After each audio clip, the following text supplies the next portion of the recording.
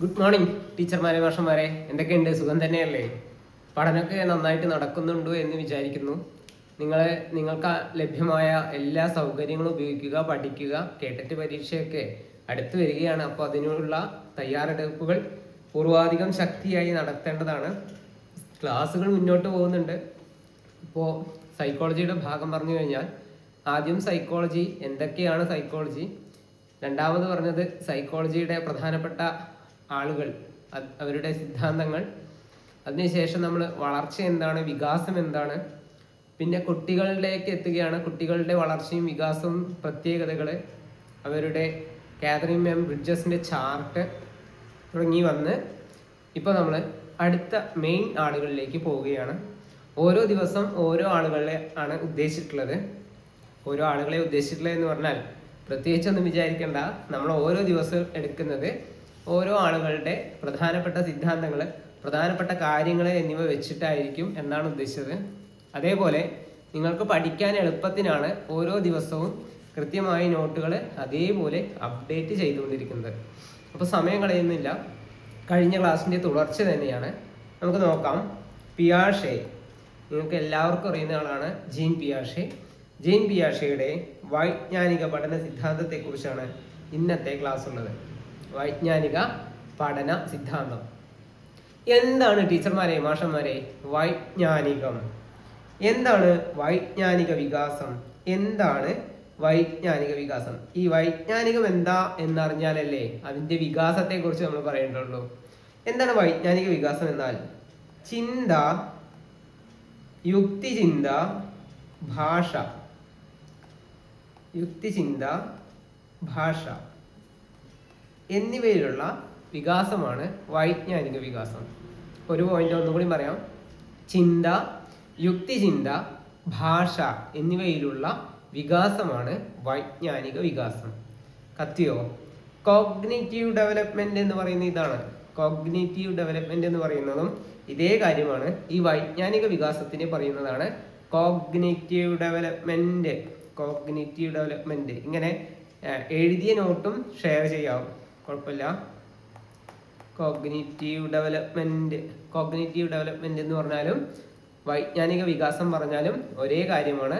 ചിന്ത, യുക്തിചിന്ത, ഭാഷ എന്നിവയിലുള്ള വികാസത്തെയാണ് വൈജ്ഞാനിക വികാസം എന്ന് പറയുന്നത്. ഈ വൈജ്ഞാനിക വികാസത്തിൽ ഓരോ പ്രസിദ്ധരായ ആളുകളും അവരുടേതായ രീതിയിൽ മാറ്റിമറിച്ചിട്ടൊക്കെ പറഞ്ഞിട്ടുണ്ട്.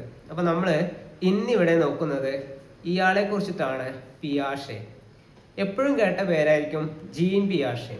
ഈ ജീൻ പിയാഷയെ കുറിച്ചിട്ടാണ് ഇന്നത്തെ നമ്മളുടെ ഈ ക്ലാസ് മുഴുവൻ ഓടുന്നത്. ഇതിലെ വൈജ്ഞാനിക വികാസത്തെ സംബന്ധിച്ച് അദ്ദേഹം പറഞ്ഞ എല്ലാ കാര്യങ്ങളും, അദ്ദേഹം പറഞ്ഞ എല്ലാ തിയറികളും, അവരുടേതായ രീതിയിലുള്ള എല്ലാ കാര്യങ്ങളെയും ഉൾക്കൊള്ളിച്ചിട്ടാണ് ഇന്നത്തെ ഈ ഒരു ഭാഗം എടുക്കുന്നത്. കുറച്ച് ലെങ്ത് കൂടും ചിലപ്പോൾ, കാരണം ജീൻ പിയാഷെ നിങ്ങൾക്കറിയാം, നിങ്ങളൊക്കെ മുൻപ് പഠിച്ചത് തന്നെയാണ്. അപ്പോൾ അദ്ദേഹം എത്രത്തോളം പ്രധാനപ്പെട്ട ആളാണ്, അദ്ദേഹത്തിന്റെ പ്രസിദ്ധമായ കുറേ കാര്യങ്ങളുണ്ട്, അതെല്ലാം നോട്ട് ചെയ്യണം. ഈ PDF ഉള്ളത് മുഴുവൻ പ്രീവിയസ് ഇയർ ചോദ്യങ്ങളുടെ ഭാഗമാണ്. എല്ലാം എന്ന് പറയുന്നത് എല്ലാം, കാരണം പ്രീവിയസ് ഇയർ ചോദ്യങ്ങളുടെ ഒരു ചോദ്യത്തിൽ പോലും, ഒരു ചോദ്യപേപ്പറിൽ പോലും ജീൻ പിയാഷെയുടെ എന്തെങ്കിലും ചോദിക്കാതിരുന്നിട്ടില്ല. ആ എന്തെങ്കിലും എല്ലാ ചോദ്യ പേപ്പറിലും വരുമ്പോൾ ഒരു വർഷം തന്നെ 2 കേട്ടറ്റ് നടക്കുമ്പോൾ, 3 വർഷം കൂടുമ്പോൾ ഒരു LP UP നടക്കുമ്പോൾ, അങ്ങനെ നോക്കുമ്പോൾ ഈ ഒരു ഭാഗത്തിൽ നിന്ന് ചോദിക്കാത്ത ചോദ്യങ്ങളില്ല. പക്ഷേ എന്താണ് ചോദിക്കുന്നതെന്ന് നമുക്ക് നോക്കിയാലേ മനസ്സിലാവും. അപ്പൊ നമുക്ക് ഓരോ കാര്യങ്ങളായിട്ട് നോക്കാം. ജീൻ പിയാഷെയുടെ വൈജ്ഞാനിക വികാസത്തെ കുറിച്ചുള്ള ക്ലാസ്സിലേക്ക് എല്ലാവർക്കും സ്വാഗതം. അപ്പോൾ നമ്മൾ ആദ്യമായിട്ട് പോകുന്നത് എന്താണ് വൈജ്ഞാനിക വികാസം എന്നത് മനസ്സിലായി. ചിന്ത, യുക്തിചിന്ത, ഭാഷ എന്നിവയിലുള്ള വികാസമാണ് വൈജ്ഞാനിക വികാസം. അദ്ദേഹം തന്റെ സിദ്ധാന്തത്തിൽ പറഞ്ഞത് ജനറ്റിക് എപ്പിസ്റ്റമോളജി എന്നാണ്. ജനറ്റിക് എപ്പിസ്റ്റമോളജി എന്താണ്? ജനറ്റിക് എപ്പിസ്റ്റമോളജി, ഈ പേര് തന്നെ ഒരു പ്രീവിയസ് ഇയർ ആണ്. ഞാൻ ഈ പ്രീവിയസ് ഇയർ ഇടുന്നതൊക്കെ മഞ്ഞയിലൊക്കെ ഇട്ടെടുത്തിട്ടുണ്ടാവും, കാരണം എളുപ്പത്തിന് മനസ്സിലാവണം. ഇതൊക്കെ പ്രീവിയസ് ഇയർ ചോദ്യങ്ങളൊക്കെ മഞ്ഞ കളറിലുണ്ടാവും. മഞ്ഞ കളറിൽ പ്രീവിയസ് ഇയർ ചോദ്യങ്ങളൊക്കെ മഞ്ഞ കളറിലുണ്ടാവും കേട്ടോ.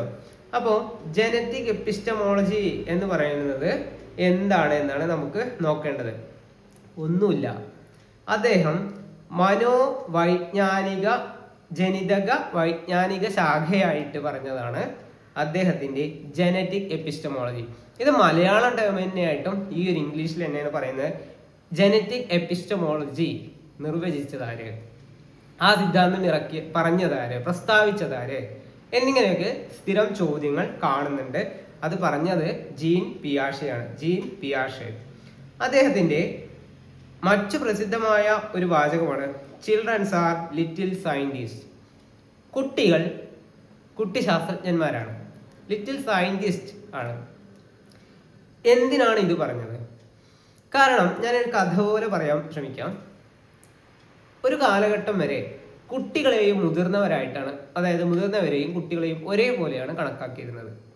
അപ്പൊ അങ്ങനെ കണക്കാക്കുമ്പോൾ അതില് ഈ ജീൻ പിയാഷയ്ക്ക് എന്ത് തോന്നി? കുട്ടികൾ മുതിർന്നവരെ പോലെ അല്ല, അവരുടേതായ കുറച്ച് കഴിവുകളുണ്ട്, അവരുടേതായ ചിന്തകളുണ്ട്, അവരുടേതായ വികാസ പ്രക്രിയകൾ വേറെയാണ്, അവരുടെ ചിന്തകളും മുതിർന്നവരുടെ ചിന്തകളും ഒരേപോലെ അല്ല എന്ന് ജീൻ പിയാഷെ മനസ്സിലാക്കി. അതിൽ നിന്ന് അദ്ദേഹം പറഞ്ഞതാണ് children's R little scientist. Children's R little scientist എന്ന് പറയുന്ന ഈ ഒരു കാര്യം, കുട്ടികൾ കുട്ടി ശാസ്ത്രജ്ഞന്മാരാണെന്ന് പറഞ്ഞത് ജീൻ പിയാഷെയാണ്. ഇനി എന്നിട്ട് 3 ഇതിനെ തരംതിരിച്ചത്. ഞാനത് ജസ്റ്റ് ഒന്ന് കാണിച്ചു തരാം, എല്ലാവരും ഒന്ന് ശ്രദ്ധിക്കുക. ഇത് വളരെ സിമ്പിളായിട്ട് മനസ്സിലാക്കാൻ പറ്റിയൊരു സാധനമാണ്. ഈ ഭാഗം കോഗ്നിറ്റീവ് ആണ്, ഈ ഒരു സി എന്ന് പറഞ്ഞ് മാർക്ക് ചെയ്തിട്ടുള്ളത്. ഇതിനെ ആദ്യം കൊടുന്നിട്ട് സ്ട്രക്ചറലായിട്ട് വൈജ്ഞാനിക ഘടനയെ കുറിച്ച് സ്ട്രക്ചറായിട്ട് പഠനം നടത്തി. വീണ്ടും അതിനെ ഫങ്ഷനായിട്ട് പഠനം നടത്തി. പിന്നെ അതിനെ ഡെവലപ്മെന്റുമായിട്ട് ബന്ധിപ്പിച്ചു. ഒരു സിമ്പിളായിട്ട് പറഞ്ഞുതരാണ്, ഡെവലപ്മെന്റുമായിട്ട് ബന്ധിപ്പിച്ചു. ഓക്കെ, ആദ്യം പറഞ്ഞത് സ്ട്രക്ചർ ആണ്. സ്ട്രക്ചർ എന്നാൽ ഘടന. രണ്ടാമത് പറഞ്ഞത് ഫങ്ഷൻ ആണ്. ഫങ്ഷൻ എന്നാൽ പ്രവൃത്തി. മൂന്നാമത്തതാണ് ഡെവലപ്മെന്റ് അല്ലെങ്കിൽ വികാസത്തെ കുറിച്ചിട്ടും പറഞ്ഞു. അപ്പൊ ആദ്യം സ്ട്രക്ചർ ഘടന, രണ്ടാമത്തത് ഫങ്ഷൻ പ്രവൃത്തി, ഘടന അങ്ങൂടി എഴുതിത്തരാം, ഘടന പ്രവൃത്തി വികാസം. എന്തിനാണ് ഞാൻ ഇങ്ങനെ 3 പറഞ്ഞു വെച്ചാൽ മനസ്സിലാക്കുക എളുപ്പത്തിനാണ്. പിയാഷെയുടെ കുറെ കാര്യങ്ങൾ ഇനിയും വരും, അതേപോലെ ബ്രൂണറുടെ കാര്യങ്ങൾ വരും, കുറച്ച് കഴിഞ്ഞ് വൈഗോട്സ്കിയുടെ കാര്യങ്ങൾ വരും. ലാസ്റ്റ് ഒക്കെ പാടൊരു മിക്സായ ഒരു അവിയൽ പോലെയാവും. കാരണം നമുക്ക് പഠിക്കുന്നത് സ്ട്രക്ചേർഡ് ആയിട്ട് പഠിച്ചാൽ മാത്രമേ നമുക്ക് മനസ്സിലാവും. അപ്പോൾ ആദ്യത്തെ കാര്യം നോക്കാം. ആദ്യത്തെ സംഭവം സ്ട്രക്ചർ, ഘടനയെ കുറിച്ച് അദ്ദേഹം പഠനം നടത്തി.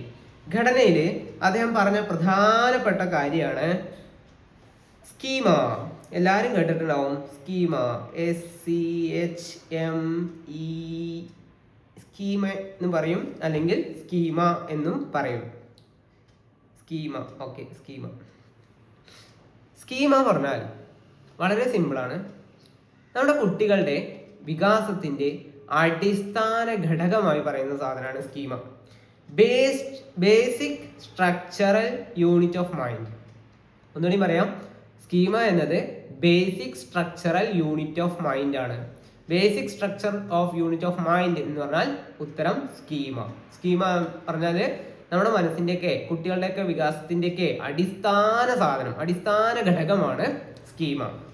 രണ്ടാമത്തത്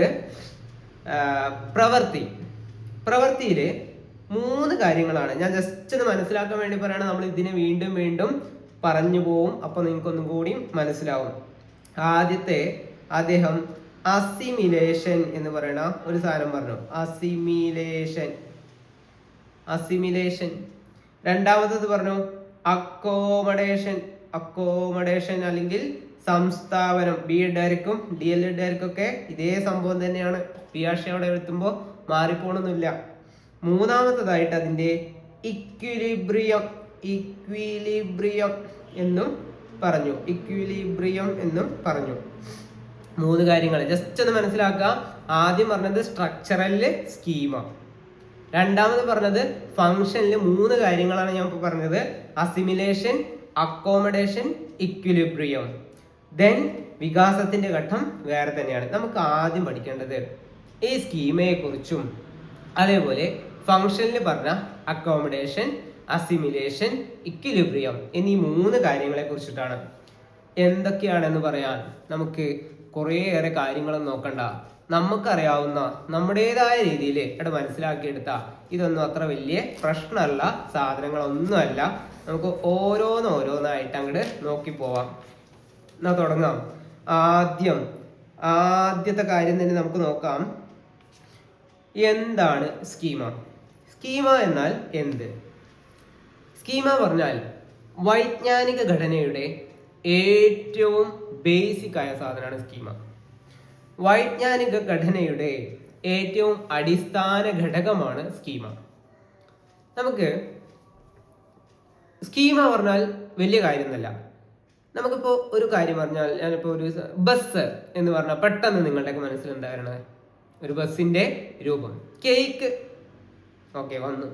ഞാനിപ്പോ പറയാണ്, നിങ്ങൾ കുരങ്ങനെ കുറിച്ചിട്ട് ഒരു 5 മിനിറ്റ് നേരത്തേക്ക് ചിന്തിക്കാനേ പാടില്ല.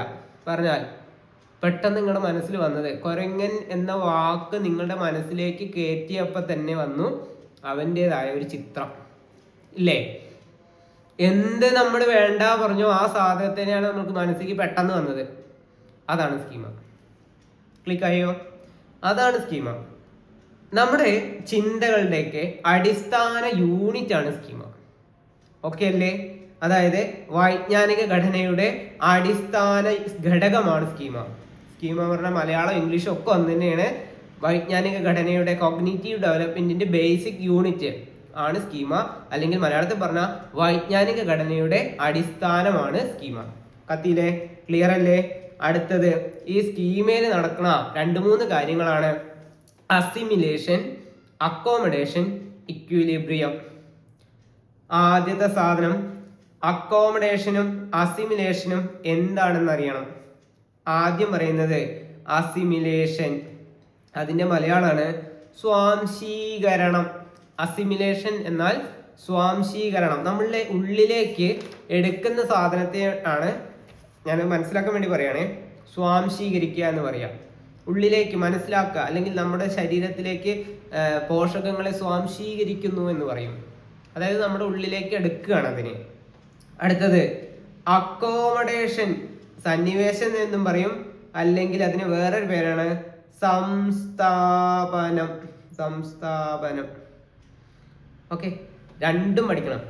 ഇംഗ്ലീഷും പഠിക്കണം, മലയാളം പഠിക്കണം. കാരണം കേട്ടിട്ടാണ് ഇംഗ്ലീഷും വരും, മലയാളം ഉണ്ടാവും. അപ്പോൾ ഒന്നിൽ കിട്ടിയില്ലെങ്കിൽ അടുത്തതിൽ നോക്കിയിട്ടെങ്കിൽ നമുക്ക് ഉത്തരത്തിലേക്ക് എത്തണം. അപ്പൊ രണ്ടാമത്തെ കാര്യമാണ് അക്കോമഡേഷൻ. ആദ്യം പറഞ്ഞത് അസിമിലേഷൻ. അസിമിലേഷൻ പറഞ്ഞ ഉള്ളിലേക്ക് സ്വീകരിക്കുന്ന സംഭവമാണ് അസിമിലേഷൻ.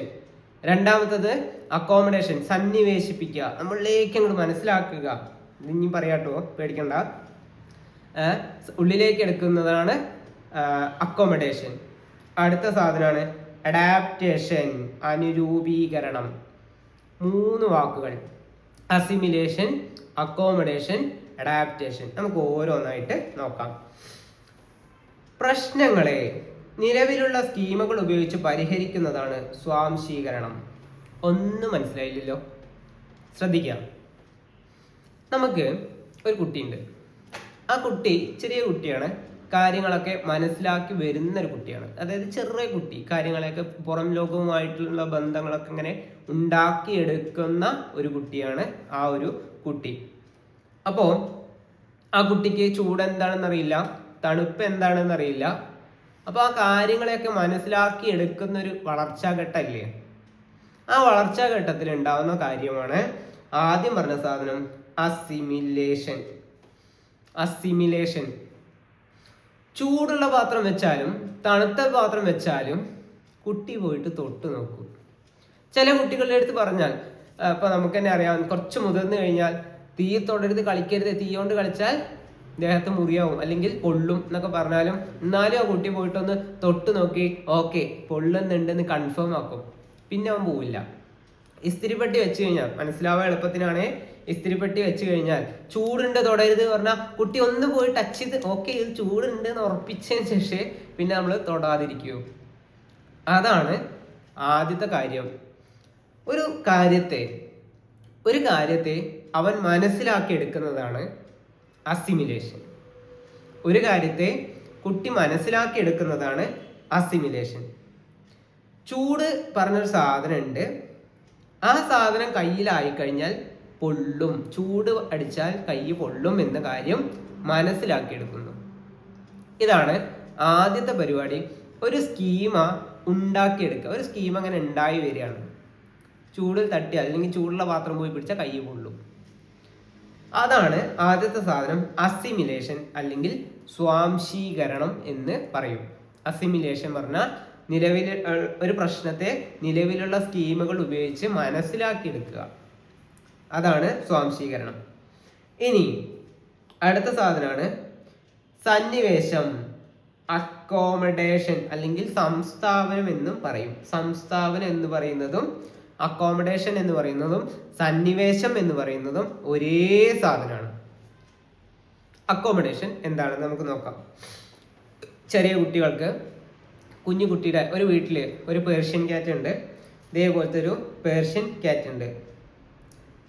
അപ്പോൾ ആ കുട്ടി എന്നും ഈ പൂച്ചേനെയാണ് കാണുന്നത്. അപ്പോൾ കുട്ടിയുടെ മനസ്സിൽ മ്യാവ് എന്ന് പറയുന്ന സാധനം ഈ പേർഷ്യൻ ക്യാറ്റാണ്. അവൻ്റെ ആ തൊപ്പയും ആ രോമവും ആ കുഞ്ഞി കണ്ണുകളും ആ ഒരു ഗാംഭീര്യമുള്ള മുഖവും ഒക്കെ ആ കുട്ടിയുടെ മനസ്സിലേക്ക് അങ്ങനെ പതിഞ്ഞുകൊണ്ടേയിരിക്കും. ഇപ്പൊ ഈ പതിഞ്ഞുകൊണ്ടേ ഇരിക്കുമ്പോൾ അവന് രാവിലെ നീച്ചിട്ട്, ഇപ്പൊ പേർഷ്യൻ ക്യാറ്റ് എന്നൊന്നും കുട്ടിക്ക് പറയാറില്ല, ചിലപ്പോൾ പൂ എന്നൊക്കെ പറയുന്നുണ്ടാവും. പൂച്ചയാണ്, ചെറിയ കുട്ടിയാണ് കേസാണ് ഞാൻ പറയണത്. അപ്പോൾ ആ കുട്ടിക്ക് പൂച്ച എന്നൊരു കൺസെപ്റ്റ് അല്ലെങ്കിൽ പൂച്ച എന്ന് പറയുന്ന സ്കീമ ഉണ്ടായി വന്നിട്ടുണ്ടാവും. ഇതേപോലെ ആയിരിക്കും അവന്റെ മനസ്സിലുള്ള പൂച്ച. വെള്ള രോമങ്ങളും കണ്ണുകളും, തിളങ്ങുന്ന കണ്ണുകളും, മ്യാവു എന്ന് പറയുന്ന സാധനമാണ് പൂച്ച എന്ന് അവൻ മനസ്സിലാക്കിയെടുക്കുന്നു. ഇതേ കുട്ടി വേറൊരു സാധനത്തെ കാണുകയാണ്. ഇതേപോലുള്ള വെള്ള രോമവും തിളങ്ങുന്ന കണ്ണുകളുമുള്ള, എന്നാൽ മ്യാവു എന്ന് പറയാത്ത വേറൊരാളെ. അപ്പോ കുട്ടിയുടെ മനസ്സ് ആകെ കൺഫ്യൂഷനിലാവുകയാണ്. കുട്ടിയുടെ മനസ്സ് ആകെ ട്രബിൾ ആവും. ഈശ്വര, അതെന്താ സാധനം? മ്യാവു എന്ന് പറയുന്നുമില്ല, എന്നാ പൂച്ചയുടെ പോലുള്ള എല്ലാ കെട്ടുമട്ടുണ്ട്, വെള്ള രോമുണ്ട്, തിളങ്ങുന്ന കണ്ണുകളുണ്ട്, അപ്പൊ അത് പൂച്ചയല്ലേ? അപ്പൊ കുട്ടിയുടെ മനസ്സിലൊരു ഒരു ഒരു അസന്തുലിതാവസ്ഥ ഉണ്ടാവുകയാണ്.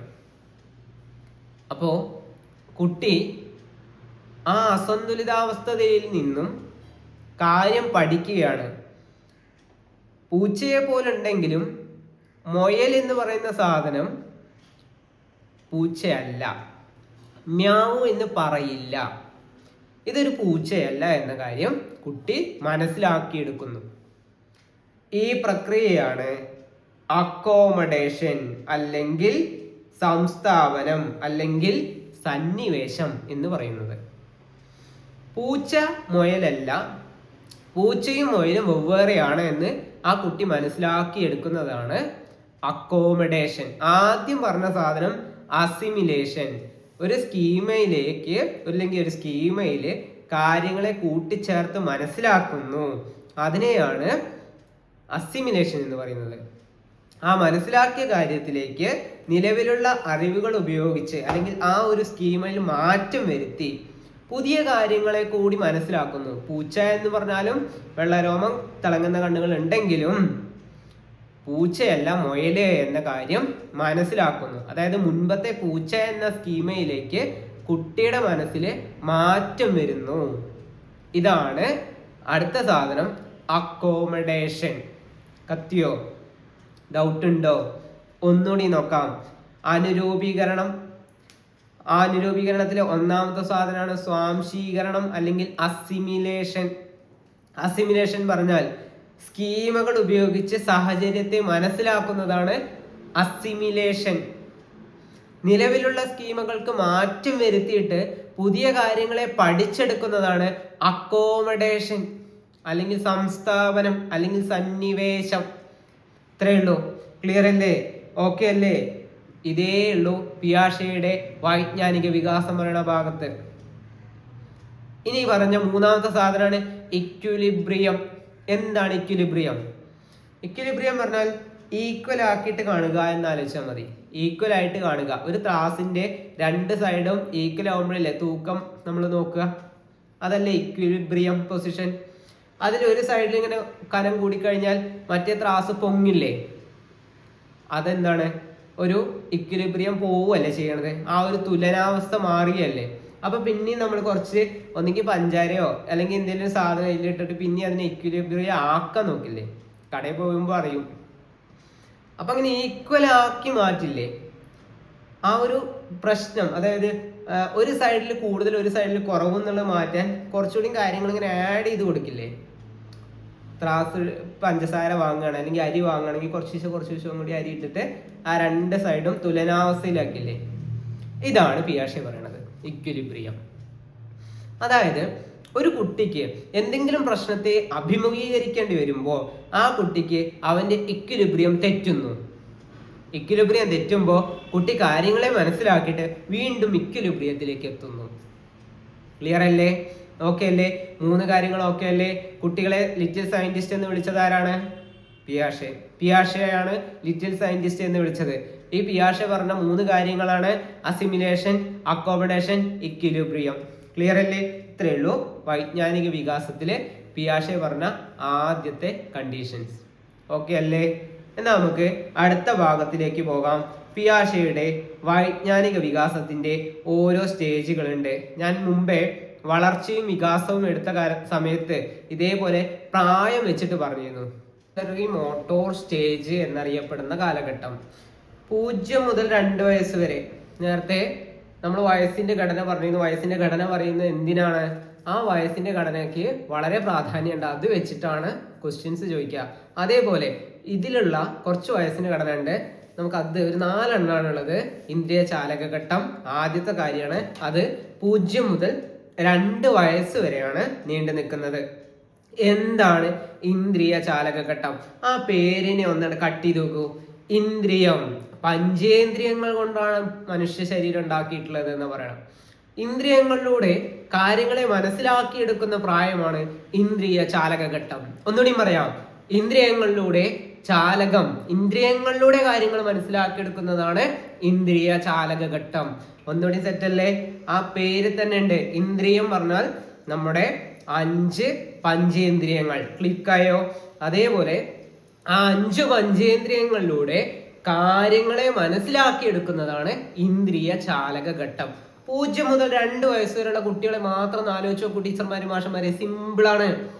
അവരെല്ലാ കാര്യങ്ങളെയും കാണുന്നു, എല്ലാ കാര്യങ്ങളും കേൾക്കുന്നു, ആ കാര്യങ്ങളെ അവർ അറിയുന്നു, അതവരെ ഉൾക്കൊള്ളുന്നു അല്ലെങ്കിൽ മനസ്സിലാക്കുന്നു. കത്തിയോ? ഇനി നമുക്ക് അതിന്റെ ക്യാരക്ടറിസ്റ്റിക്സ് ഒന്ന് നോക്കാം. ഇതിലെ ഓരോ പോയിന്റ് പറഞ്ഞിട്ടില്ലേ? ആ ഓരോ പോയിന്റ് ഒന്ന് മനസ്സിലാക്കിയെടുക്കുക. കാണാതെ പഠിക്കരുത് കേട്ടോ, മനസ്സിലാക്കിയെടുത്താൽ മതി. 1 വയസ്സ് വരെയുള്ള കുട്ടികൾക്ക് വസ്തുസ്ഥൈര്യം ഇല്ല. വസ്തുസ്ഥൈര്യം ഇല്ല പറഞ്ഞാൽ വലിയൊരു കാര്യം കരുതണ്ട. ഒബ്ജക്റ്റ് പെർമനൻസ് എന്ന് പറയും. ഒബ്ജക്റ്റ് പെർമനൻസ്, അതായത് ഒരു സാധനം എന്താണ്, അതെവിടെയാണ് ഇരിക്കണത് എന്നൊന്നും കുട്ടികൾക്ക് മനസ്സിലാക്കാനുള്ള ശേഷി കുറവായിരിക്കും. 2 വയസ്സോടെയാണ് ഈ കാര്യം ആരംഭിക്കുന്നത്. ഒരു പ്രീവിയസ് ഇയർ ചോദ്യമാണ്. കുട്ടികളിൽ ഏതു പ്രായത്തിലാണ് ഒബ്ജക്റ്റ് പെർമനൻസ് എന്ന പ്രത്യേകത ഉണ്ടാകുന്നത്? ഉത്തരം 2-ാം വയസ്സോടുകൂടി. കത്തിയോ? ക്ലിയർ അല്ലേ?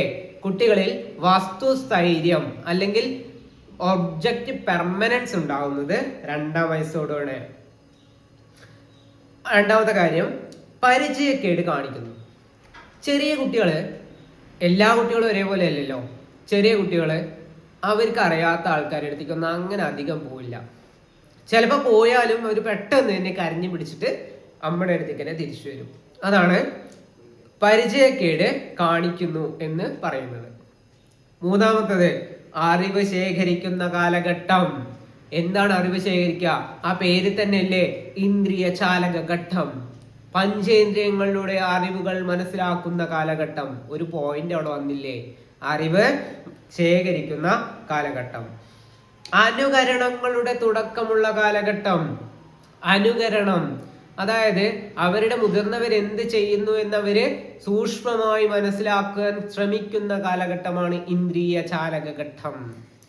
ഭാഷാ പഠനം തുടങ്ങുന്ന കാലഘട്ടം. ഒരു ഇമ്പോർട്ടന്റ് പോയിന്റ്, അവരെ ഭാഷ എന്നൊക്കെ പറഞ്ഞിട്ടും കാര്യങ്ങളൊക്കെ ഇങ്ങനെ അവരുടേതായ, ചിലപ്പോ കുട്ടികളൊക്കെ കടന്ന് എന്തൊക്കെയോ പറയുണ്ടാവും അല്ലേ? അതവര് മെല്ലെ മെല്ലെ ഭാഷയെ സ്വായത്തമാക്കുന്നു എന്നതാണ്. കുട്ടികളുടെ ശബ്ദങ്ങളൊക്കെ ഒന്ന് നോക്കിയാൽ മതി. ആ ഒരു ചെറിയ പ്രായത്തിലുള്ള കുട്ടികളെ ഭാഷ പഠിക്കാൻ കൺട്രോളിങ് വോയിസ് ഒക്കെ ഇങ്ങനെ ശരിയായി വരണേ ഉണ്ടാവും. അതാണ് ഭാഷാ പഠനം തുടങ്ങുന്നു എന്ന് പറയുന്നത്. ഇതാ അവിടെ കിടക്കുന്നു ഒബ്ജക്റ്റ് പെർമനൻസ്. വസ്തുക്കൾ കൺമുന്നിൽ നിന്ന് മറഞ്ഞാലും നിലനിൽക്കുന്നു എന്ന തിരിച്ചറിവ്. അതായത് അവന്റെ കൺമുന്നിൽ നിന്ന് ആ ഒരു സാധനം മറഞ്ഞു പോയാലും അത് നിലനിൽക്കുന്നുണ്ട് എന്ന തിരിച്ചറിവാണ് ഒബ്ജക്റ്റ് പെർമനൻസ്. ഞാൻ ആദ്യം പറഞ്ഞ പോയിന്റ് തന്നെയാണ് അവസാനം വന്നിട്ടുള്ളത്. വീണ്ടും അത് റിപ്പീറ്റഡ് ആയതുകൊണ്ടാണ്, പ്രധാനപ്പെട്ടതായതുകൊണ്ടാണ് അതൊന്നും കൂടി വ്യക്തമായിട്ട് എഴുതി തന്നത്. ക്ലിയർ അല്ലേ? സെറ്റ് അല്ലേ? മുന്നോട്ട് പോവല്ലേ? അപ്പോ നേരെ അടുത്ത ഘട്ടത്തിലേക്ക് പോവാം. അതിന്റെ മുമ്പ് ഒന്നും കൂടി ആലോചിച്ച് നോക്കൂ. 0 മുതൽ 2 വയസ്സ് വരെയുള്ള കാലഘട്ടമാണ് ഇന്ദ്രിയ ചാലകഘട്ടം. ഇന്ദ്രിയങ്ങളുടെ കാര്യങ്ങൾ മനസ്സിലാക്കുന്ന കാലഘട്ടം. ഇന്ദ്രിയങ്ങളുടെ കാര്യങ്ങൾ മനസ്സിലാക്കിയാൽ മാത്രം മതിയോ? അത് തിരിച്ചറിയുന്ന കാലഘട്ടം. ഏത് പ്രായത്തിലാണ് ഇന്ദ്രിയ ചാലകഘട്ടം അല്ലെങ്കിൽ ഒബ്ജക്റ്റ് പെർമനൻസ് ഉണ്ടാവുന്നത്? 2-ാം വയസ്സോടെയാണ് ഒബ്ജക്റ്റ് പെർമനൻസ് പറഞ്ഞ ക്യാരക്ടറിസ്റ്റിക്സ് ഉണ്ടാവുന്നത്. ആ പ്രായത്തിലാണ് അവർക്ക് ഭാഷാ പഠനം ആരംഭിക്കുന്നത്. ഭാഷാ പഠനം ആരംഭിക്കുന്നതും ഈ കാലഘട്ടത്തിലാണ്. 0 മുതൽ 2 വയസ്സ് വരെ ഉള്ളത്. അടുത്തതാണ് പ്രാഗ് മനോവ്യാപാരഘട്ടം. ആ പേരെന്നെ ഒരു വൃത്തികെട്ട പേരാണ് അല്ലേ? പ്രാഗ് മനോവ്യാപാരഘട്ടം. ഇംഗ്ലീഷിൽ പ്രീ ഓപ്പറേഷണൽ സ്റ്റേജ് എന്ന് പറയും. പ്രായം 2 മുതൽ 7 വയസ്സ് വരെ. പ്രായം വളരെ ഇമ്പോർട്ടന്റ് ആണ്. 2 മുതൽ 7 വയസ്സ് വരെയുള്ളതിൽ താഴെ തന്നിരിക്കുന്നതിൽ പിയാഷെ പറയുന്നത് ഏത് കാലഘട്ടമായിരിക്കും? താഴെ തന്നിരിക്കുന്ന ഘട്ടങ്ങളിൽ 2 മുതൽ 7 വയസ്സ് വരെയുള്ളതിൽ പിയാഷെ പറയുന്ന കാലഘട്ടം ഏത് എന്നൊക്കെ ചോദിച്ചാൽ നമുക്ക് പെട്ടെന്ന് കത്തണമെങ്കിൽ ഈ കാര്യങ്ങൾ അറിഞ്ഞിരിക്കണം. പ്രാഗ് മനോവ്യാപാരഘട്ടം, പ്രീ ഓപ്പറേഷണൽ സ്റ്റേജ് എന്നും അറിയപ്പെടുന്നു. അതില് ഓരോന്നായിട്ട് അങ്ങനെ നോക്കി പോവാം. പ്രതീകാത്മന ചിന്തനം. പ്രതീകങ്ങളെ വെച്ചിട്ട് അവര് ചിന്തിക്കാൻ തുടങ്ങും. 2 മുതൽ 7 വയസ്സ് വരെയുള്ള കുട്ടികളുടെ പ്രത്യേകതയായിട്ട് ആദ്യം പറയുന്നതാണ് പ്രതീകാത്മക ചിന്തനം. ഇപ്പോ ബോൾ എന്ന് വെച്ചാൽ ആ കുട്ടിക്ക് ബോൾ മനസ്സിൽ വരുന്നുണ്ട്. പൂച്ച എന്ന് പറഞ്ഞാൽ ആ കുട്ടിക്ക് മനസ്സിൽ ഒരു പൂച്ചയുടെ രൂപം എത്തുന്നുണ്ടെങ്കിൽ അതാണ് പ്രതീകാത്മകം. പൂച്ചന് കാണണമെന്നും വേണ്ട. പൂച്ച എന്ന് പറയുമ്പോൾ നമ്മുടെ മനസ്സിലൊരു പൂച്ച വന്നില്ലേ? ആന പറയുമ്പോൾ ആനയുടെ സ്ട്രക്ചർ വന്നില്ലേ? ബസ് പറയുമ്പോൾ ബസ്സിന്റെ രൂപം വന്നില്ലേ? അതന്നെയാണ് പ്രതീകാത്മക ചിന്തനം. പ്രതീകാത്മക ചിന്തനം. അടുത്തത് അഹം കേന്ദ്രീകൃത ചിന്ത. എന്താണ് അഹം കേന്ദ്രീകൃത ചിന്ത? അഹം എന്താണ്? അഹം ഞാനാണ് മെയിൻ. എന്നെ ചുറ്റിയാണ് ഈ ലോകം ഓടുന്നത്. ഞാനില്ലെങ്കിൽ ലോകമില്ല. വാവ്, എന്തൊരു അടിപൊളി ചിന്ത അല്ലേ? ഞാനില്ലെങ്കിൽ ലോകമില്ല, ഞാനാണ് മെയിൻ ആള്. എൻ്റെ കാര്യങ്ങൾ നോക്കാനാണ് ഈ വീട്ടുകാരും നാട്ടുകാരും ഈ സൊസൈറ്റി സമൂഹവും രാജ്യവും എല്ലാം ഉള്ളത്. എൻ്റെ ആവശ്യങ്ങൾക്കാണ്. എത്തരത്തിലുള്ള ചിന്തയാണത്? അഹം കേന്ദ്രീകൃത ചിന്ത. അഹംഭാവം എന്ന് ആലോചിച്ചാൽ മതി. ആ പേര് പെട്ടെന്ന് കത്തില്ലേ? എന്താണ് അഹംഭാവം? ഞാൻ എന്ന ഭാവമാണ് അഹംഭാവം. അതേ കാര്യമല്ലേ ഇത്? അപ്പൊ ആ അഹം കേന്ദ്രീകൃത ചിന്ത കുട്ടികളിൽ വരുന്ന പ്രായം ഏത്? പ്രീ ഓപ്പറേഷണൽ സ്റ്റേജ്, 2 മുതൽ 7 വയസ്സ് വരെയുള്ള കാലഘട്ടം.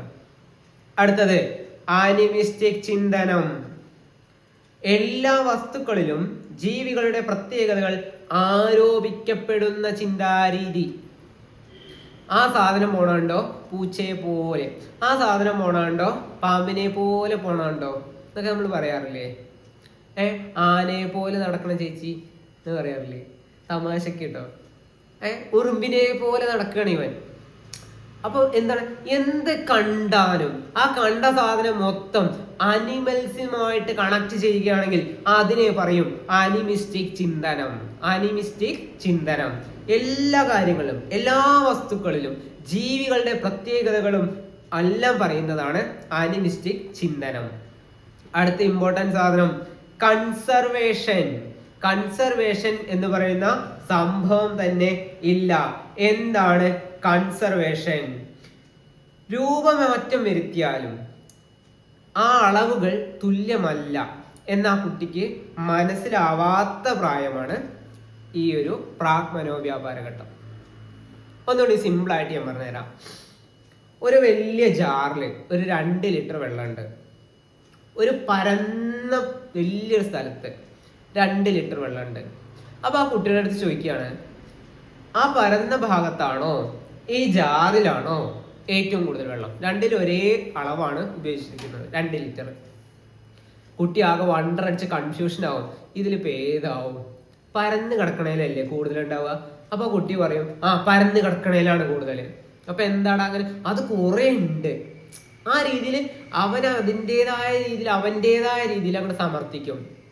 അവന്റെ മുമ്പൊന്ന് ഒഴിച്ചു കാണിച്ചു കൊടുത്താലും ചിലപ്പോൾ അത് സമ്മതിച്ചു തരില്ല. അതാണ് കൺസർവേഷൻ. അളവുകള് കാര്യങ്ങള് ഒക്കെ കുട്ടികളിലേക്ക് ഉറച്ചു വരുന്ന ഒരു പ്രായമാണ് ഇത്. ഉറച്ചു വരുന്നേ ഉള്ളൂ, വന്നിട്ടില്ല. അടുത്തത് ഒന്നിൽ മാത്രം ശ്രദ്ധ കേന്ദ്രീകരിക്കാനുള്ള പരിമിതി. ഇങ്ങനത്തെ സാധനങ്ങളാണ് നമ്മുടെ ഹൈലൈറ്റ് സാധനം.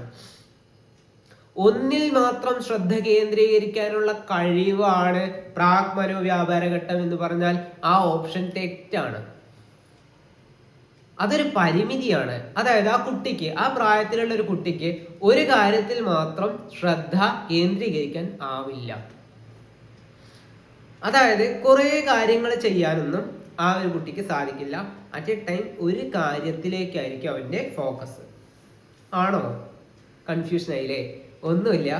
ഒരു കാര്യത്തില് കൂടുതലായിട്ടൊന്നും കുട്ടിക്ക് ശ്രദ്ധിക്കാനാവില്ല. ആ കുട്ടികളുടെ ആലോചിച്ചാൽ മതി. അവരുടെ അടുത്ത് കുറച്ചു നേരം എഴുതാൻ പറഞ്ഞാൽ ഒന്നിങ്ങനെ വരച്ചെഴുതും, കുറച്ച് അപ്പുറത്തുള്ളവരുടെ അടുത്ത് വർത്താനം പറയും, കുറച്ചൊന്ന് അങ്ങോട്ടും ഓടിപ്പോവും, അതിൻ്റെ ഇടയിൽ വന്നിട്ട് പിന്നെ എഴുതും. അതായത് ഒന്നിന് മാത്രം ശ്രദ്ധ കൊടുത്തിട്ട് ഒരു കാര്യം ചെയ്യാനുള്ള ശേഷി കുറവായിരിക്കും. അടുത്തത് പ്രത്യാവർത്തന ചിന്തയ്ക്ക് കഴിവില്ലായ്മ. പ്രത്യാവർത്തനം എന്താണ്? പ്രത്യാവർത്തനം ഒരേ ദിശയിലേക്ക് മാത്രം ചിന്തിക്കാൻ പറ്റൂ. അങ്ങോട്ടുള്ളതും ഇങ്ങോട്ടുള്ളതും. ഫോർ എക്സാമ്പിൾ ഞാൻ പറയാം, 9 എന്നത് 4ഉം 5ഉം കൂട്ടിയതാണ്. 4ഉം 5ഉം കൂട്ടിയതാണ് 9. എന്നാൽ കുട്ടിയുടെ അടുത്ത് പറയാണ് 9ൽ നിന്ന് 5 കുറച്ചതാണ് 4. ഇത് ഒരു കുട്ടിയിൽ പഠിപ്പിക്കുന്ന പ്രായമാണത്, അല്ലേ? അതായത് ആ ഒരു കാലഘട്ടത്തില് പ്രത്യാവർത്തന ചിന്തയെ നമ്മൾ പോഷിപ്പിച്ചുകൊണ്ടിരിക്കുക. അല്ലെങ്കിൽ ആ കുട്ടിക്ക് അങ്ങനെ ഒരു സംഭവം ഉണ്ടെന്ന് മനസ്സിലാക്കി കൊടുക്കണം. അങ്ങോട്ടുള്ള ചിന്തയും ഇങ്ങോട്ടുള്ള ചിന്തയും ഉണ്ട് എന്ന് ആ കുട്ടി മനസ്സിലാക്കുന്ന പ്രായമാണ് ഈ ഒരു പ്രാക് മനോവ്യാപാര ഘട്ടം. ആ ഒരു കഴിവില്ല ശരിക്കും ആ കാലത്ത്. അത് നമ്മളിങ്ങനെ ഉണ്ടാക്കി കൊണ്ടുവരികയാണ്. അപ്പോൾ ഇവിടുത്തത് പ്രത്യാവർത്തന ചിന്തയ്ക്കുള്ള കഴിവില്ലായ്മയാണ് ഉള്ളത്. അടുത്തത് സങ്കല്പവും സ്വപ്നവും എല്ലാം യാഥാർത്ഥ്യമാണെന്ന് വിശ്വസിക്കുന്നു. സങ്കല്പം, എൻ്റെ കൺസെപ്റ്റിലുള്ള വണ്ടി, എൻ്റെ കൺസെപ്റ്റിലുള്ളത് എല്ലാം യാഥാർത്ഥ്യമാണ്. എൻ്റെ വീട്ടിൽ സ്വിമ്മിംഗ് പൂൾ ഉണ്ട്, ആ സ്വിമ്മിംഗ് പൂളിൽ ആന വീണിട്ട് കിടക്കുന്നുണ്ട് എന്നൊക്കെ പറഞ്ഞാൽ അവനത് അന്തം വിട്ട് വിശ്വസിച്ചോളും. അടുത്തത് വസ്തുതകളെ ചിത്രരൂപത്തിൽ പ്രതിനിധീകരിക്കാൻ സാധിക്കുന്നു. എന്ത് പറഞ്ഞാലും ചിത്രം വരയ്ക്കും. ഈ പ്രായത്തിലുള്ള കുട്ടികൾ, 2 മുതൽ 7 വയസ്സുള്ള കുട്ടികളുണ്ടെങ്കിൽ അവർ വീട്ടിൽ പോയാൽ നല്ല രസമല്ലേ? ഉള്ള ചുമര് മൊത്തം ചിത്രം വരയോ. എത്ര അടിപൊളിയായിട്ട് നോക്കിയാലും എന്തെങ്കിലും ഒരു ചിത്രം അവൻ അവിടെ വരച്ചിരിക്കും.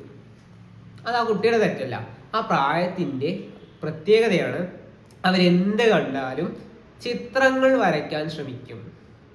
ചിത്രങ്ങൾ വരച്ച് അവരെ കയ്യൊക്കെ ഉറക്കണ കാലഘട്ടമാണ്. അടുത്ത നമ്മൾ മുമ്പ് പറഞ്ഞ അതേ സാധനമാണ് ആനിമിസം. അതായത് ജീവികളുമായിട്ട് വല്ലാണ്ട് അറ്റാച്ച്ഡ് ആയിരിക്കും. ജീവികളുമായിട്ട് അവർ വല്ലാണ്ട് അറ്റാച്ച്ഡ് ആയിരിക്കും. എല്ലാ കാര്യങ്ങളും, ജന്തുകഥകൾ, അങ്ങനെ ജന്തുക്കളുടെ പാട്ടുകളൊക്കെ അവർക്ക് വളരെ ഇഷ്ടമായിരിക്കും. പ്രതീകാത്മക ചിന്തയൊക്കെ ഡെവലപ്പ് ആവാൻ തുടങ്ങുന്ന സമയമാണ് ഈ ഒരു പ്രായം. പ്രതീകാത്മക ചിന്ത എന്നൊക്കെ പറഞ്ഞാൽ എന്തെങ്കിലും ഒരു കാര്യം പറഞ്ഞപ്പോൾ ഒരു കാര്യം പറഞ്ഞാൽ അവർക്ക് ആന ഓടുകയാണ്. ആന ഓടുക പറയുമ്പോൾ ആന പറഞ്ഞൊരു സാധനമാണ് പറഞ്ഞു കഴിഞ്ഞാൽ അവർക്ക് ആനേനെ ഇങ്ങനെ മനസ്സിലേക്ക് കിട്ടുന്ന പ്രായമാണ് പ്രതീകാത്മക ചിന്ത. ഓക്കെ അല്ലേ? മനോവ്യാപാര പൂർവഘട്ടം അല്ലെങ്കിൽ പ്രാക് മനോവ്യാപാര ഘട്ടം എന്ന് പറയുന്ന ഈ സംഭവത്തിന്റെ പ്രത്യേകതകള് ഓരോന്നും നമ്മൾ മനസ്സിലാക്കി. അടുത്തത് ഇതേപോലെ കുറച്ച് കാര്യം കൂടി ഉണ്ട്. മൂർത്ത മനോവ്യാപാര ഘട്ടം, കോൺക്രീറ്റ് ഓപ്പറേഷണൽ സ്റ്റേജ്, പ്രായം 7 മുതൽ 11 വരെ. 7 മുതൽ 11 വരെയുള്ളതാണ് ഈ ഒരു കാലഘട്ടം. കാലഘട്ടത്തിന്റെ പേര് ഒന്നും കൂടി നോക്കുക. മൂർത്ത മനോവ്യാപാര ഘട്ടം. ഒന്നും കൂടി മൂർത്തമായിട്ട് ചിന്തിക്കാൻ പറ്റും. മൂർത്തം പറഞ്ഞു കഴിഞ്ഞാൽ എന്താ എന്നൊരു സ്പെസിഫിക് ആയിട്ടൊക്കെ അവർക്ക് ആലോചിക്കാൻ പറ്റും. യുക്തിസഹമായി ചിന്തിക്കാനുള്ള കഴിവ്. ഈ 7 മുതൽ 11 വരെയുള്ള കുട്ടികൾക്കൊക്കെ യുക്തിപരമായിട്ടൊക്കെ ചിന്തിക്കാനുള്ള കഴിവ് അവർക്ക് വർദ്ധിക്കും. അതായത് ചില കാര്യങ്ങളൊക്കെ തെറ്റാണെന്നും ചില കാര്യങ്ങളൊക്കെ ഞാൻ ധരിച്ചു വെച്ചിരിക്കുന്നത് ശരിയല്ല, ഇതിന്റെ കാര്യം ഇങ്ങനെയാണെന്നൊക്കെ അവർ മനസ്സിലാക്കുന്ന പ്രായമാണ് ഈ ഒരു മൂർത്ത മനോവ്യാപാര ഘട്ടം. 7 മുതൽ 11 വയസ്സ് വരെ. പ്രത്യാവർത്തനത്തിനുള്ള കഴിവ് നേടുന്നു. ഈ പ്രായത്തിലല്ലേ കണക്കൊക്കെ നമ്മൾ ഒന്നും കൂടിയും സെറ്റ് ആക്കി കൊടുക്കണത്. കണക്കൊക്കെ ഒന്നും കൂടി പഠിക്കാൻ തുടങ്ങുന്ന ഇതല്ലേ. 4ഉം 2ഉം കൂട്ടിയാൽ 6ആണ്, 6ൽ നിന്ന് 2 കുറച്ചാൽ 4ആണ് എന്നിങ്ങനെ കുട്ടികൾ പഠിച്ചു വരുന്ന പ്രായമാണ് ഈ ഒരു കാലഘട്ടം അല്ലേ. 7 മുതൽ 11 എന്നൊക്കെ പറഞ്ഞാൽ ആ കുട്ടി ഒരു മിക്കവാറും 4, 5 ഒക്കെ എത്തിയിട്ടുള്ള കുട്ടിയായിരിക്കും. ആ പ്രായത്തിലാണ് കണക്കിന്റെ അടിസ്ഥാന കാര്യങ്ങളൊക്കെ പഠിക്കുക. സയൻസിന്റെ അടിസ്ഥാന കാര്യങ്ങളൊക്കെ ഈ ഒരു കാലത്താണ് പഠിക്കുന്നത്.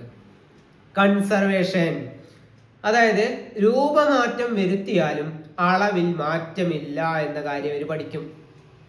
രൂപമാറ്റം വരുത്തിയാലും അളവിലൊന്നും മാറ്റമില്ല എന്ന കാര്യം പഠിക്കുന്നു. സീരിയേഷൻ, ക്രമമായി അടുക്കി വെക്കാനുള്ള കഴിവ്. ചെറുതിൽ നിന്നും വലുതിലേക്ക്, വലുതിൽ നിന്നും ചെറുതിലേക്ക്, ആരോഹണക്രമം, അവരോഹണക്രമം എന്നൊക്കെ പഠിക്കുന്നത് ഈ ഒരു കാലത്താണ്. സീരിയേഷൻ. ക്ലാസിഫിക്കേഷൻ, തരംതിരിക്കൽ, പട്ടികപ്പെടുത്തൽ എന്ന കാര്യങ്ങളൊക്കെ അവർക്ക് ഒന്നും കൂടി മനസ്സിലാവുന്നത് ഈ കാലഘട്ടത്തിലാണ്. അപ്പോൾ 7 മുതൽ 11 വരെ പറഞ്ഞാൽ ഒരു 3 മുതൽ 5 വയസ്സ് വരെ, 5ാം ക്ലാസ് വരെയുള്ള കുട്ടികളെ ആലോചിച്ചാൽ മതി. അവരെന്തൊക്കെയാ ചെയ്യുക? അവര് ക്ലാസിഫൈ ചെയ്യുന്നില്ലേ, തരംതിരിക്കാൻ പഠിക്കുന്നില്ലേ, അവര് അതിന്റെ പ്രത്യേകതകൾ കണ്ടെത്താൻ പഠിക്കുന്നില്ലേ, യുക്തിപരമായിട്ട് കാര്യങ്ങളൊക്കെ ഒന്നും കൂടി അപഗ്രഥിച്ച് പറയുന്നില്ലേ. ഇതൊക്കെ തന്നെയുള്ളൂ അത്. പിന്നെ അവസാനം ചുറ്റുപാടിനെ കുറിച്ച് മനോചിത്രം രൂപീകരിക്കാൻ അവർ ശ്രമിക്കുന്നു. ചുറ്റുപാടിനെ കുറിച്ചുള്ള ഒരു ചിത്രം രൂപീകരിക്കാനൊക്കെ അവർ ശ്രമിക്കും. ചുറ്റുപാട് എന്താണ് നമ്മുടെ പ്രകൃതി, എന്തൊക്കെയാണ് പ്രകൃതിയിൽ സംഭവിക്കുന്നതിനെ കുറിച്ചിട്ടുള്ള ഒരു മൂർത്തമായ കാര്യങ്ങളെ മനസ്സിലാക്കിയെടുക്കാൻ ഇവര് ശ്രദ്ധിക്കുന്നു. ഓക്കെ അല്ലേ? ലാസ്റ്റ് ഘട്ടം ഔപചാരിക മനോവ്യാപാര ഘട്ടം, ഫോർമൽ ഓപ്പറേഷണൽ സ്റ്റേജ്. 11 വയസ്സ് മുതൽ അങ്ങോട്ട് തുടങ്ങുകയാണ്. 11 വയസ്സ് മുതൽ അങ്ങോട്ട് തുടങ്ങുന്ന കാലമാണ് ഔപചാരിക മനോവ്യാപാര ഘട്ടം അല്ലെങ്കിൽ ഫോർമൽ ഓപ്പറേഷണൽ സ്റ്റേജ്. അതൊന്നും കൂടി പറഞ്ഞുതരാം, ഒന്ന് സിമ്പിളായിട്ട് പറഞ്ഞുതരാം. ഔപചാരികമായിട്ട് കാര്യങ്ങളെ മനസ്സിലാക്കിയെടുക്കാനുള്ള പ്രായം 11 മുതലുള്ള പ്രായത്തിലാണ് ഇവരൊന്നും കൂടി, ആ ടീനേജ് ഏജൊക്കെ എത്തുമ്പോഴാണ് ഇവർ കാര്യങ്ങളെ ഒന്നും കൂടി മനസ്സിലാക്കി എടുക്കുന്നത്. ആദ്യത്തെ അമൂർത്ത ചിന്താശേഷി. മൂർത്തം പറഞ്ഞു കഴിഞ്ഞാൽ കാണുന്നത് എന്ന് ആലോചിച്ചാൽ മതി. മൂർത്തം പറഞ്ഞാൽ കാണാൻ പറ്റുന്നത്, അമൂർത്തം പറഞ്ഞാൽ കാണാൻ പറ്റാത്ത സാധനങ്ങൾ. ഇപ്പോ 8, 9 ക്ലാസ്സുകളിലൊക്കെ ബീജഗണിതം, അൾജിബ്ര ഒക്കെ വരുന്നുണ്ട് അല്ലേ. a+b² നമ്മൾ പഠിക്കുന്നതല്ലേ. a+b² എന്നൊക്കെ പറഞ്ഞിട്ട് കാണാൻ പറ്റുന്നുണ്ടോ? കയ്യിൽ കൂട്ടാൻ പറ്റും എയും ബിയും സിയും ഒക്കെ? ഇല്ല. അതങ്ങോട്ട് പഠിച്ചെടുക്കാണ്. അങ്ങനെ ഒരു സംഭവം ഉണ്ടെങ്കിൽ ഇതിങ്ങനെയാണ്. ഇക്വേഷൻസ് ഒക്കെ എങ്ങനെയാണ്? E=mc². ഫിസിക്സിൽ നമ്മൾ പഠിക്കുന്ന പ്രധാനപ്പെട്ട ഒരു ഇക്വേഷനാണ്. എനർജി കൺസർവേഷന്റെ പ്രധാനപ്പെട്ട ഒരു ഇക്വേഷനാണ് E=mc². അപ്പൊ ഇങ്ങനത്തെ കാര്യങ്ങളൊക്കെ അമൂർത്തമായിട്ട് ചിന്തിക്കാനുള്ള കഴിവ് ഈ പ്രായത്തിലുണ്ടാവും. ശാസ്ത്രീയ ചിന്ത വളരുന്നു. ശാസ്ത്രീയമായ ചിന്ത, പണ്ട് മഴ പെയ്യുന്നത് നമ്മുടെ ഈശ്വരന്മാര് പറഞ്ഞിട്ടാണ്, അല്ലെങ്കിൽ തവള കരഞ്ഞിട്ടാണ് മഴ പെയ്യുന്നത് പറയുന്ന കുട്ടി അല്ല. മഴ പെയ്യുന്നത് ചൂട്, ഭൂമിയിലെ നീരാവി മുകളിലേക്ക് ഉയർന്ന് അത് ഘനീഭവിച്ചിട്ട് താഴേക്ക് പെയ്യുന്നതാണ് മഴ എന്ന കാര്യം ശാസ്ത്രീയമായിട്ട് മനസ്സിലാക്കുന്നു, അല്ലെങ്കിൽ പറയാനൊക്കെ പറ്റുന്നു. യുക്തിചിന്ത, യുക്തിപൂർവങ്ങളെ കാര്യങ്ങളെ മനസ്സിലാക്കിയെടുക്കുന്നു. യുക്തിപൂർവം കാര്യങ്ങളെ മനസ്സിലാക്കിയെടുക്കുന്നതാണ് യുക്തിചിന്ത. പ്രശ്നപരിഹരണം. പ്രശ്നപരിഹരണം പറഞ്ഞാൽ പ്രശ്നങ്ങൾ ഉണ്ടാവും, ആ പ്രശ്നങ്ങളെ പരിഹരിച്ച് കാര്യങ്ങൾ മനസ്സിലാക്കി അവന്റെ സ്കീമുകളിലേക്ക് മാറ്റം വരുത്തി പുതിയ കാര്യങ്ങളെ പഠിച്ചെടുക്കുന്നു. അതാണ് പ്രശ്നപരിഹരണം. ദ ലാസ്റ്റ് വൺ, അന്തർദൃഷ്ടി പഠനം, ഇൻസൈറ്റ് ലേണിംഗ് എന്ന് പറയുന്നു. ഇൻസൈറ്റ് ലേണിംഗ് അതായത് പരികൽപ്പനകളൊക്കെ രൂപീകരിച്ച്, പരികൽപ്പന പറഞ്ഞ ഹൈപ്പോത്തിസിസ്, ഒരു പ്രശ്നം ഉണ്ടായിക്കഴിഞ്ഞാൽ ആ പ്രശ്നത്തിനുള്ള പരിഹാര കാര്യങ്ങളൊക്കെ ഇങ്ങനെയൊക്കെ ഉണ്ടാക്കാം എന്നൊക്കെ മനസ്സിലാക്കി ആ കുട്ടി പഠിച്ചെടുക്കുന്നതാണ് അന്തർദൃഷ്ടി പഠനം. അതായത് അമൂർത്തങ്ങളായ കാര്യങ്ങളൊക്കെ യുക്തിപൂർവം ആ കുട്ടി ചെയ്യാൻ ശ്രമിക്കുന്നു. വലിയ വലിയ കാര്യങ്ങളൊക്കെയാണ് ഈ പറയണതെങ്കിലും അത് നമുക്ക് ഏറ്റവും ലൈറ്റ് ആയിട്ട് മനസ്സിലാക്കാൻ നോക്കുക.